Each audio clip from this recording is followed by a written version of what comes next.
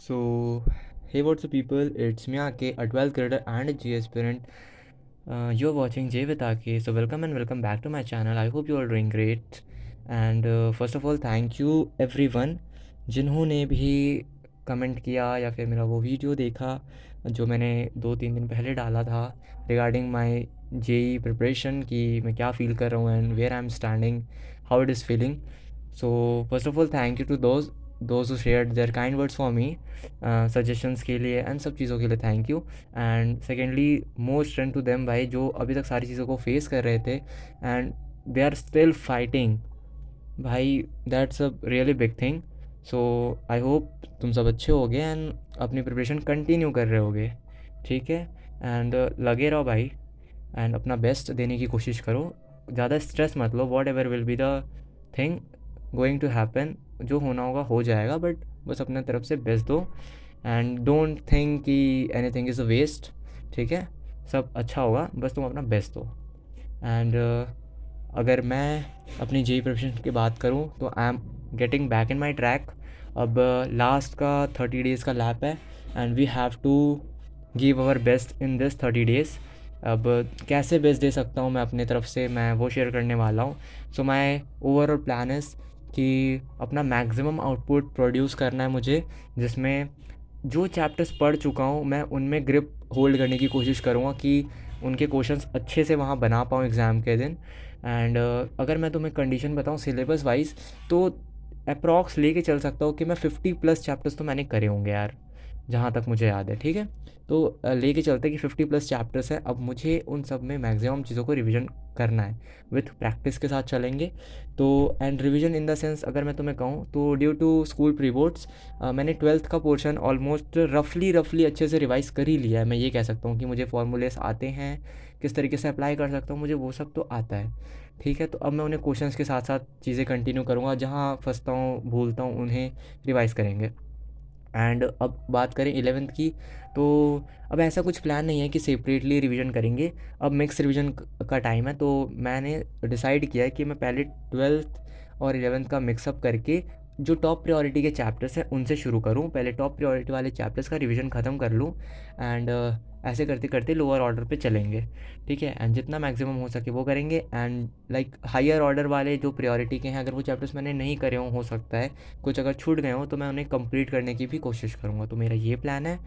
सो यही है. एंड अब बात करें, रिवीजन हो गया, प्रैक्टिस भी हो जाएगी इसी में. एंड अगर मॉक टेस्ट की बात करें तो अब देना शुरू करना पड़ेगा, क्योंकि 30 डेज़ में अपनी गलतियों को सीखेंगे, उन्हें एनहांस करने की कोशिश करेंगे कि एरर कम करें. तो उसके लिए रेगुलर बेसिस पे ही मॉक टेस्ट मेरे ख्याल से मुझे देना शुरू करना पड़ेगा, क्योंकि अल्टरनेट या फिर रेगुलर यही दो हैं. एंड क्योंकि मुझे जहाँ तक लगता है कि bare minimum of 3 to 4 mock test तो भाई सिर्फ और सिर्फ अपना कॉन्फिडेंस को मतलब 3-4 तो सिर्फ अपना भाई रियलिटी चेक मिलने में मिल जाएगा कि कहाँ स्टैंड कर रहे, क्या हो रहा है.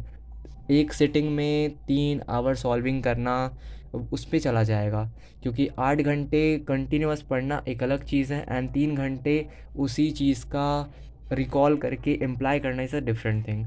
So will go for mock testing. And जहाँ तक मुझे अभी लगता है फ़िलहाल, अब मैंने दिया नहीं है तो मुझे लगता है कि अंडर 100 ही आएगा फ़िलहाल. But I will try my best कि सब चीज़ों को इम्प्रूव कर पाऊँ, लास्ट तक अपना मैक्सिमम आउटपुट देने की कोशिश करूँगा. And yeah, I want to share about this book. This is 183 chapter wise and topic wise solved paper from Oswal books. इसमें आपको पूरे लास्ट 24 ईयर के जेई मेंस के क्वेश्चंस मिल जाएंगे, जिसमें ऑफलाइन एंड ऑनलाइन दोनों के हैं. एंड बट मैं तुम्हें बता दूं कि ये 2026 के न्यू सिलेबस के ऊपर है. तो इसमें तुम्हें फर्स्ट ऑफ ऑल 6 ईयर का ट्रेंड एनालिसिस मिल जाएगा. तुम्हें रिवीजन के लिए notes, mind maps and mnemonics मिल जाएंगे. तुम्हें तो पता है कि बहुत सारे ऐसी चीज़ होते हैं जो तुम्हें याद रखनी पड़ेंगी और तुम्हें नेमोनिक्स नहीं मिलते, या फिर तुम याद कैसे रखो, तुम ये सोचते हो, तो तुम्हें यहाँ वो मिल जाएगा. एंड इसमें तुम्हें क्वेश्चन एंड कॉन्सेप्ट प्लस एक सैम्पल पेपर भी मिलेगा. मैं तुम्हें कुछ चीज़ें दिखा देता हूँ. Here you go with the trend analysis from last 5 years. And मैं तुम्हें और भी चीज़ें दिखाता हूँ. And you get mnemonics like this कि तुम अगर गैल्वेनिक सेल का भूल जाते हो, इलेक्ट्रोलाइटिक सेल में कंफ्यूज हो जाते हो कि किस तरफ क्या होता है, तो तुम इससे इस तरीके से याद रख सकते हो. ऐसे तुम्हें बहुत सारी हेल्पफुल चीज़ें इसमें मिलेंगे. This is for chemistry. You similarly you get for the physics and maths. तो check it out once from my description link. And one more thing I want to share is mock test papers in NTA based from Oswald book. Similarly, and you can use this for mock test. तुम्हें इसमें overall 10 papers मिल जाएंगे, ठीक है। And इसमें तुम्हें detail solution भी मिलेंगे हर एक का। प्लस मैं तुम्हें और एक चीज़ दिखाऊं, तुम्हें इसमें डिटेल सॉल्यूशन तो मिलेंगे ही मिलेंगे, साथ में तुम्हें एनालिसिस के लिए तुम्हें टॉपिक वाइज एंड चैप्टर भी मिल जाएगा कि तुम्हारा क्वेश्चन किस टॉपिक और किस चैप्टर से है, जिससे कि तुम उसे एनहांस कर लो अपने रिवीजन के थ्रू एंड उस टॉपिक पे ग्रिप होल्ड कर सको। So once check it out from my description and for more discount you can use my coupon code. So yeah and yeah now let's talk about boards कि बहुत लोग मुझे भाई पूछ रहे हो कि बोर्ड्स का क्या, एंड अपने से रिलेटेड भी क्वेश्चंस कर रहे हो। तो भाई देखो, गाइडेंस तो मुझसे एक्सपेक्ट मत करो, because I am not the right person to seek guidance, ठीक है। जिन्होंने दे दिया है उनसे पूछ सकते हो, वो बेटर रहेगा, या फिर टीचर से, या फिर मैं तुम्हें कहूँ ना, सबसे बेस्ट होता है कि तुम्हें ही तुम्हारी कंडीशन पता है, तो तुम्हें खुद से डिसीज़न लेना चाहिए कि तुम्हारे लिए किस समय पे क्या ज़रूरी है। अगर देखो, बोर्ड्स पे शिफ्ट उन्हें ही करना चाहिए भाई जिनकी बोर्ड लेवल अंडरस्टैंडिंग में नहीं है। अगर तुम बोर्ड लेवल भी अंडरस्टैंड नहीं कर पा रहे, मैं ऐसा नहीं कह रहा कि क्वेश्चन नहीं बन रहे, हो सकता है तुम्हें आता हो बट तुम लिख नहीं पा रहे हो, वो भी हो सकता है। तो अलग अलग कंडीशन है सबकी, तो तुम किसी से पूछो मत, तुम खुद एनालाइज करो कि तुम्हारी क्या कंडीशन है, उस हिसाब से लो।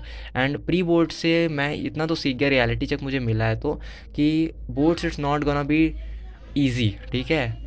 ईजी तो नहीं होगा but it's not gonna be so tough यार। जो भी डिसाइडिंग फैक्टर बनता है वो है कि तुम्हारी प्रिपरेशन किस लेवल की है, तुम कितना प्रिपेयर्ड हो।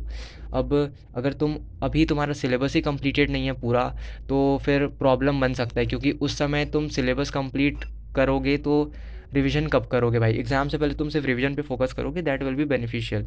जैसे कि मैं आफ्टर द जेई जितना सफिशिएंट टाइम मिलेगा उतने में मैं सिर्फ और सिर्फ रिवीजन करूँगा, नो सिलेबस कंप्लीशन, क्योंकि सिलेबस हो चुका है। तो that will be good thing. तो भाई अभी से सिलेबस वगैरह कर लो, एंड जो तुम्हें सही लगे तुम उस पर डिसाइड करो। This is a last phase of the journey. अपना बेस्ट देने की कोशिश करो, चाहे किसी भी पॉइंट पे दे रहे हो, चाहे वो बोर्ड्स के लिए हो या फिर जेई के लिए हो। एंड अपना बेस्ट दो, पॉजिटिव रहो, एंड किसी चीज़ का स्ट्रेस मत लो, जो होना होगा वो होगा, बस तुम अपने तरफ से हार्ड वर्क करो, ठीक है। So that's all from my side. अब मैं तुमसे ऐसे ही जेई रिलेटेड कंटेंट शेयर करता रहूँगा। इफ़ यू फील रिलेटेबल और helpful you can subscribe my channel, it's your choice totally. And मैं ट्राई करूँगा कि और भी वीडियोज़ जेई से रिलेटेड अपनी शेयर करूँ, अपनी प्रोग्रेस अपडेट शेयर करूँ तुमसे। सो मिलते हैं नेक्स्ट वीडियो में, till then tata bye bye, take care, पढ़ते रहो, पॉजिटिव रहो, एंड अपना बेस्ट दो।